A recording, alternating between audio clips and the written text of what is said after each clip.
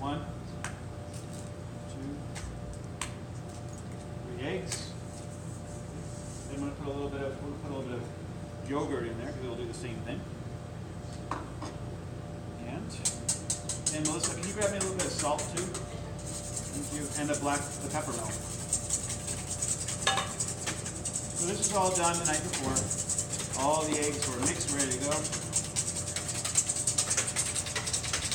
It is important to whisk these very well, because in your omelet you want it to be uniform and even.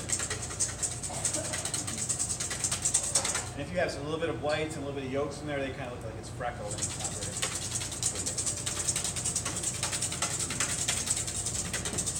And then an entree plate and a pairing plate. Thank you. Okay, that's good. So there's our egg mixture. Right, I'm going to put a little bit of pepper in there. Why do you put pepper in things? Because you're masochist. Right? Why do you put salt in your food? More faster. More faster. Always remember the whys behind the why. And then we can put this cheese in a little bowl too. Okay, so there's our mixture. And what we would do is I would have a pan like this. On the heat, a little bit of oil in there, right? Remember, we heat the pan up first to expand the pores of the metal. Then you put the oil in. You wait for a slight shimmer, right? And then you start cooking your eggs. And then what I would do is, normally I would use a rubber spatula to kind of move the pan. Wait, can you guys rub your tummy and then pat your head? Can you not do that? Yeah, good. So if you can do that, you can make an omelet.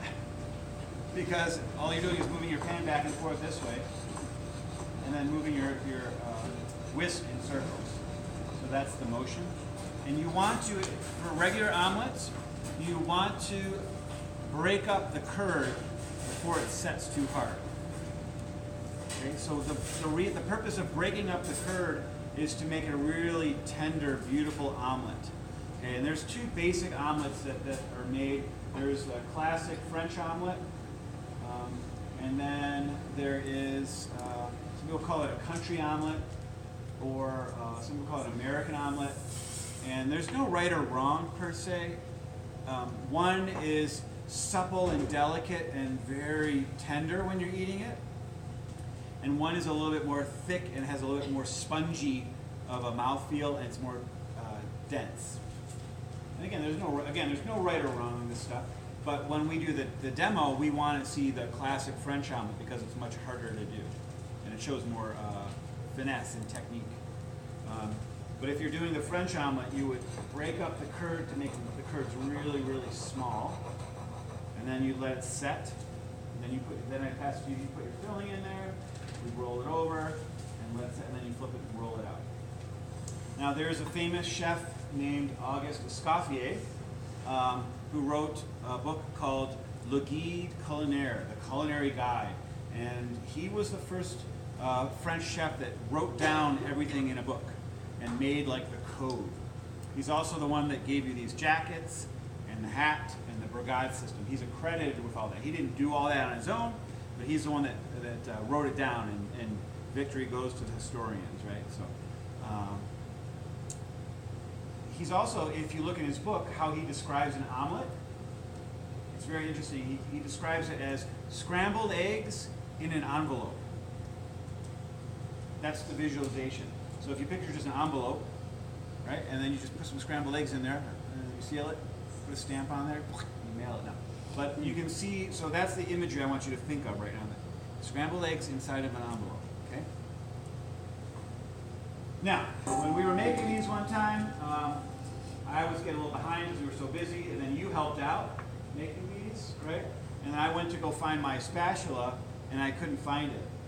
She was using it, right? So we usually do this at the bar, and so on the bar they also do sushi up there, and I saw a pair of chopsticks. So I'm like, all right, we're going in, I guess. So I grabbed the chopsticks, and then I just started using the chopsticks for making omelets. And I found out this to be much better technique than even that.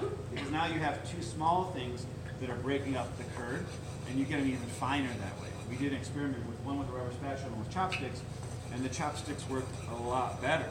So if you have chopsticks at home, this is a great way to make an omelet in your pan. Okay. So I'm going to make you, thank you, good job. Yeah, I know. So I'm going to show you, I have a pan over here, and I'm going to put some butter in there. So why don't you come on